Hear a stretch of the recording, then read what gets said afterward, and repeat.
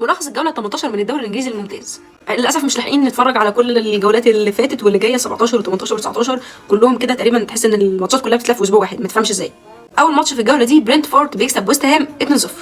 تاني ماتش كان ليستر وليفربول. ليستر سيتي سجل 3 اهداف ولكن للاسف منهم 2 في مرماهم، وحظ سيء جدا للمدافع البلجيكي ان هو اللي يسجل هدفين في مرماه عشان يهدي الفوز لليفربول 2-1.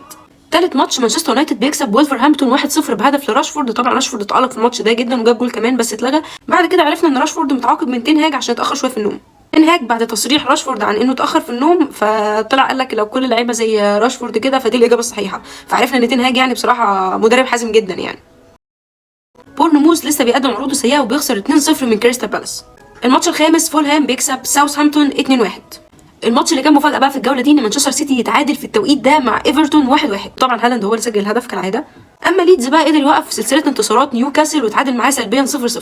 الماتش الثامن بقى كان ارسنال واللي قبل الهديه من مانشستر سيتي وقدر يكسب 4-2 على برايتون. وكل فيديو هنعيد ونزيد في تألق اللاعب مارتن اودجارد برضه، في كل ماتش بيمتعنا وكل ماتش بيعمل حاجه كده يعني بيندم اداره ريال مدريد على انها سابته برقم قليل جدا 35 مليون يورو. اللاعب في 15 مباراه سجل 7 اهداف وصنع 5 اهداف.